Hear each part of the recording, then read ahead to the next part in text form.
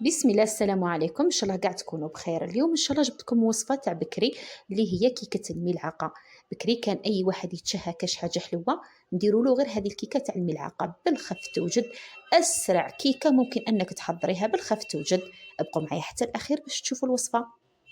بسم الله. نحتاجو في الوصفه تاع اليوم ما فيهاش مكونات بزاف كيما راكم تشوفوا، مكونات جد بسيطه. عندي زوج بيضات بحراره المطبخ، عندي نص فنجان تاع عصير ليمون يعني 4 ملاعق. اذا ما كانش متوفر عندكم عوضيه بملعقه تاع خل، ملعقه واحده. هنا عندي 8 ملاعق سكر عادي ما يعادل كاس الا ربع، عندي 8 ملاعق زيت، 8 ملاعق حليب، كاس ونص تاع فرينه اللي هو الدقيق الابيض، عندي رشه ملح، 4 ملاعق ماء عادي من الحنفيه. هذا لازم ديروه باش الكيكه تاعكم تجي كي شغل مشربه وهي ماهيش مشربه، تجي بزاف بنينه وطريه، تجي كالاسفنج. عندي كيس تاع خميره الحلوى وكيس تاع لافاني.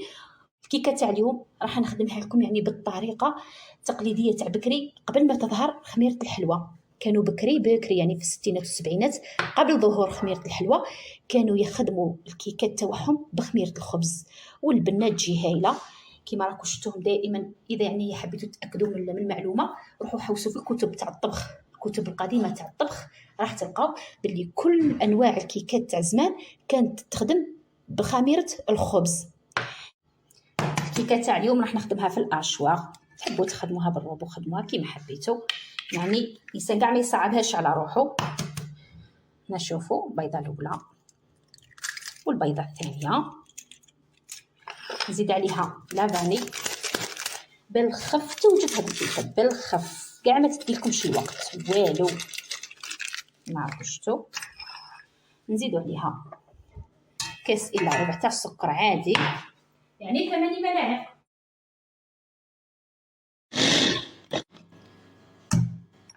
نزيدوا رشه الملح باش تساعدنا البيض تاعنا انه يطلع بالخف.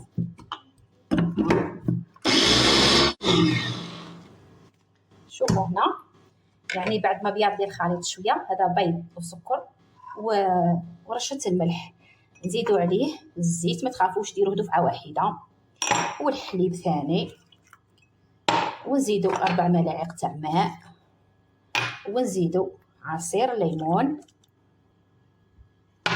ونخلطوا مليح هذا الخليط. ما تخافوش منها، هي رايحه تطلع وتجي هايله. شوفوا الخليط اللي تحصلت عليه هنا. في هذه المرحله نزيد عليه كاس تاع فرينه يكون مغربل، وهذه الملعقه الصغيره تاع خميره الخبز اختياريه، وكيس تاع خميره الحلوى. يعني خاطر الكاس هذا نص كاس الاول نخلطوه، بصح هذا الكاس الثاني راح نخلطوه غير بالملعقه، مانيش راح نديروه في الاشوار. هنايا كيس تاع خميره الحلوى، يعني هذه الوصفه بالخف توجد، بالخف توجديها.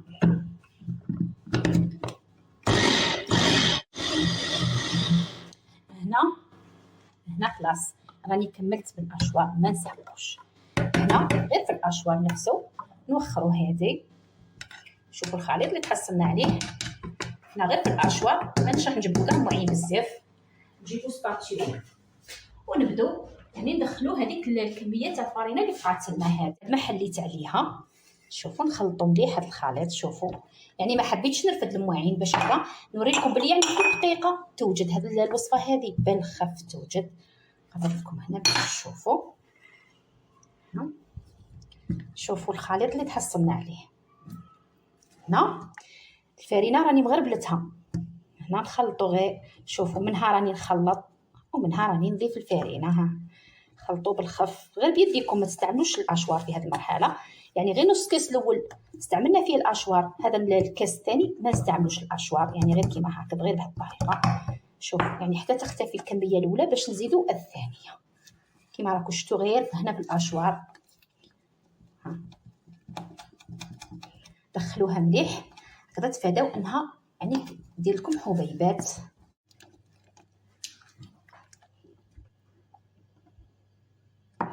هنا درت كاس ونص تاع فرينه. شوفوا حركوا بسرعه باش ما تكتلكمش وما ديرش حبيبات.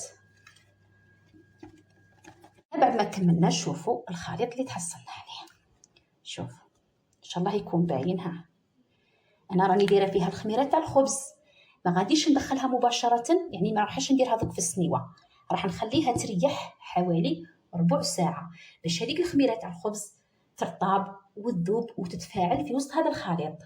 بعد ما تفوت ربع ساعه نجي نحطها في السنيوه وندخلها للفرن الطيب على درجه حراره 160 درجه لمده 45 دقيقه حتى ل 50 دقيقه.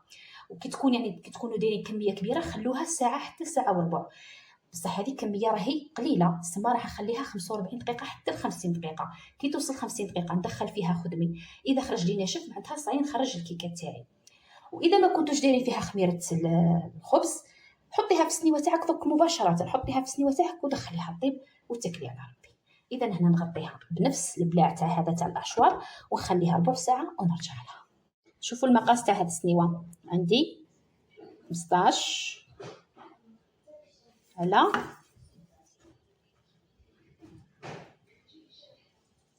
على 20. ها 15 على 20. هنا راني دهنتو بالزبده، دهنتو كاع من الاطراف بالزبده.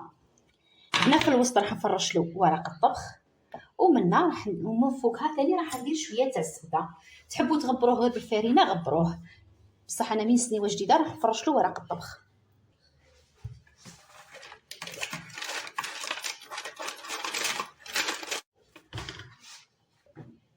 هنا ورق الطبخ ثاني ندهنو بشويه تاع الزبده هكذا باش الكيكه تاعي تخرج لي بكل سهوله ما تعذبنيش.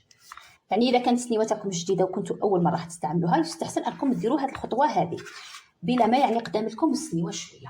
خاطر كي تكون جديده لازم ديري هذه الخطوات باش الكيكه تاعك ما تلصقلكش.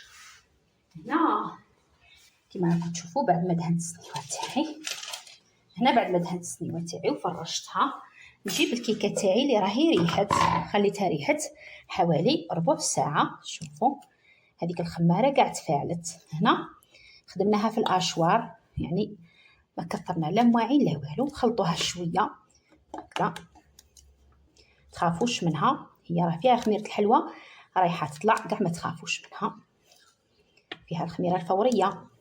اذا هنا فرغ الخليط تاعي. هنا تحبوا ديروا لها ذوق الشوكولا ديروا لها 2 مغارف تاع كاكاو، نقصوا 2 مغارف تاع فارينه وعوضوهم ب2 مغارف تاع كاكاو. هنا ندخل معاها شويه تاع ماء، نديروا في كاس تاع حديد وندخلو معاها هكذا باش يطلق البخار تاعو، والكيكه تاعي يعني ما تيبسليش في الفرن، الطيب بلا ما تيبس، طيب وهي طريه. هنا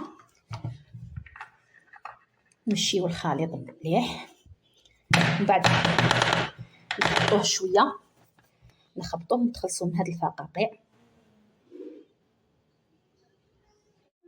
قبل ما ندخلوها للفرن نجيبوا هكذا حاجه تاع حديد نعمروها بالماء وندخلوها معها للفرن، يعني نحطوها لتحت باش دير لنا هذيك يعني الرطوبه في الفرن والكيكه تاعنا طيب بلا ما تيبسنا. هنا ندخلها للفرن الطيب مده 45 دقيقه على درجه حراره 160 درجه.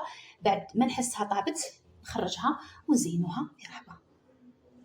200 غرام تاع الشوكولا قطعتها قطع صغيره، نضيف عليها 100 مليلتر تاع حليب عادي ونذوبها يعني نصف الكميه. طابت لي وبردت، شوفوا خرجت هايله. ها هذه السنيوه هذه فيها 15 على 20 سنتيمتر، نقلبوها ها كيفاش طابت هايله.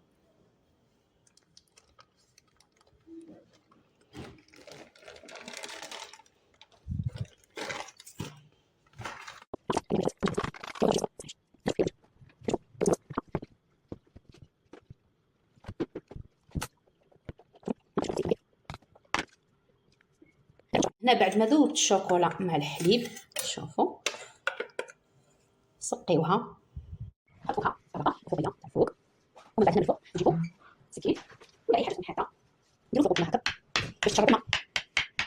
هاي هاد الخلطه شوفوا نضيفو 2 ملاعق تاع زيت لهاد الشوكولا هذه، خلطوهم مليح باش تعطينا هذيك اللمعه.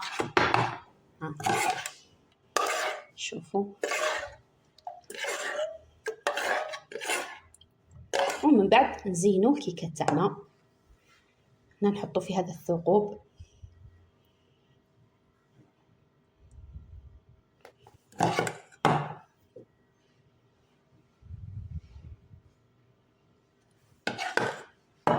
شوفوا هنا نجيبوا الشوكولا عادي نرابيو لها شويه غير باش نزينوها.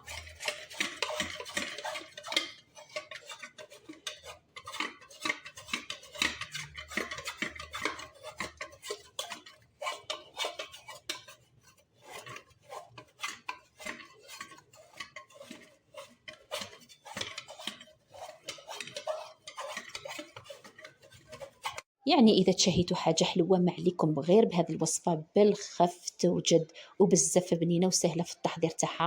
إن شاء الله تجربوها وراني متأكدة بلي راح تعجبكم، وإذا عجبتكم ما تنسوش دعموني بجيم واشتركوا معايا في القناة باش يوصلكم كل جديد، والسلام.